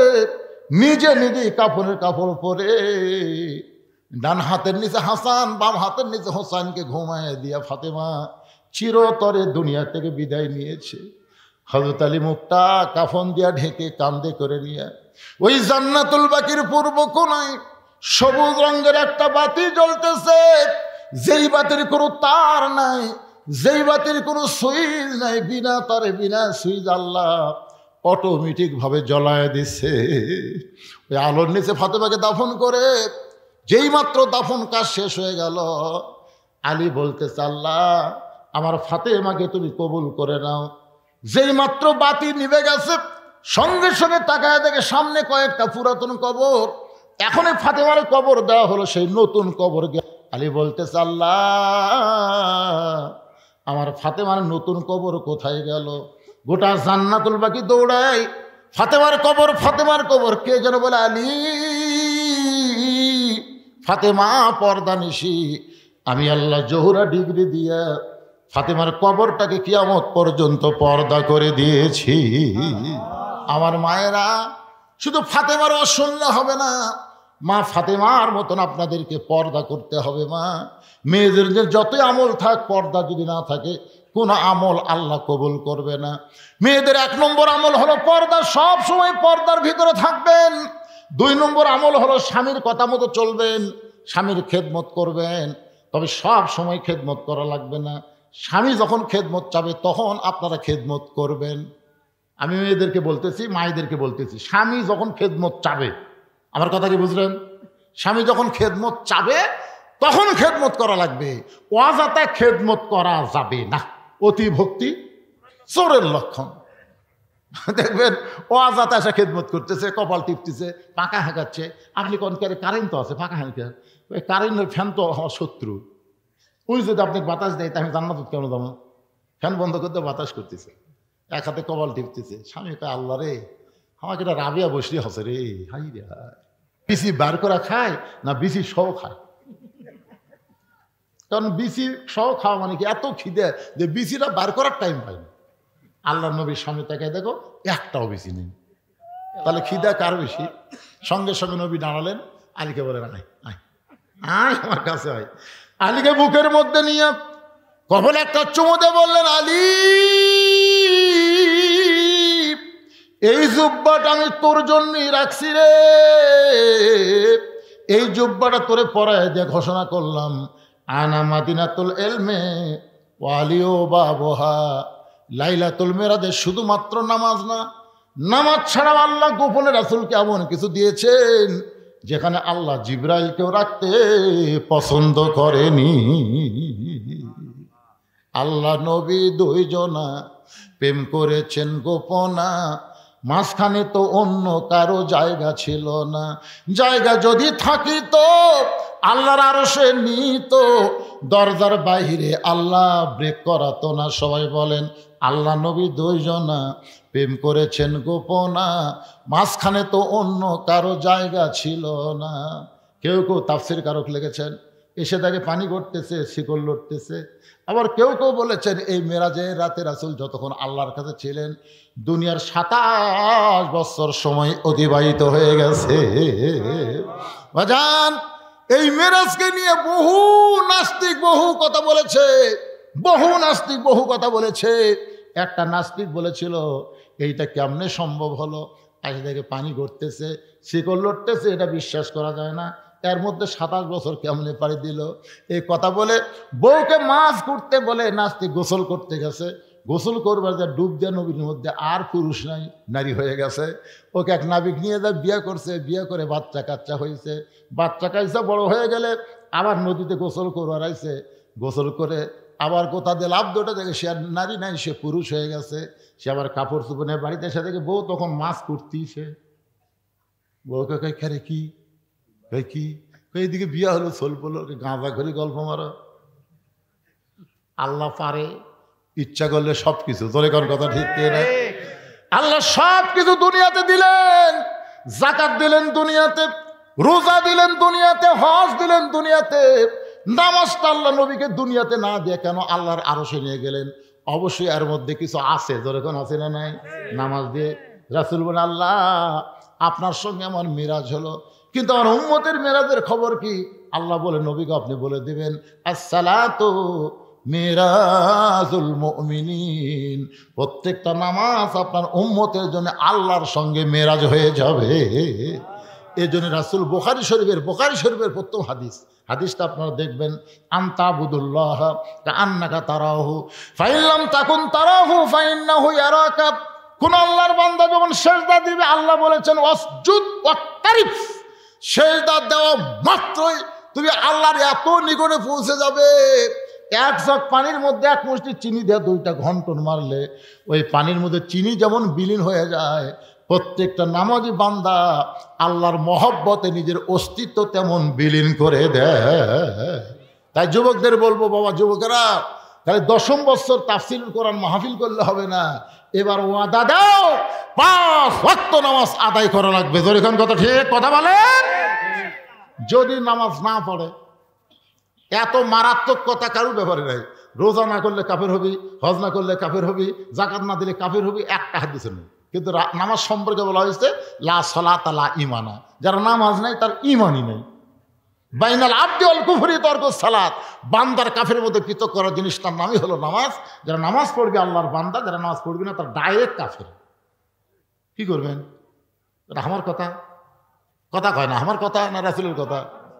মান তারাকা সালাতু মুতাম্মিদান ফাকাত কাফারা।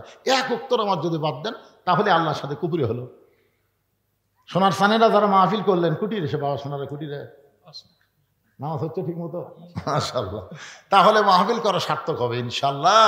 আল্লাহ যুবকদের জন্য আমরা প্রাণ খুলে দোয়া করব, সবার জন্য দোয়া হবে, প্রবাসীর জন্য দোয়া হবে, সবার জন্য দোয়া হবে।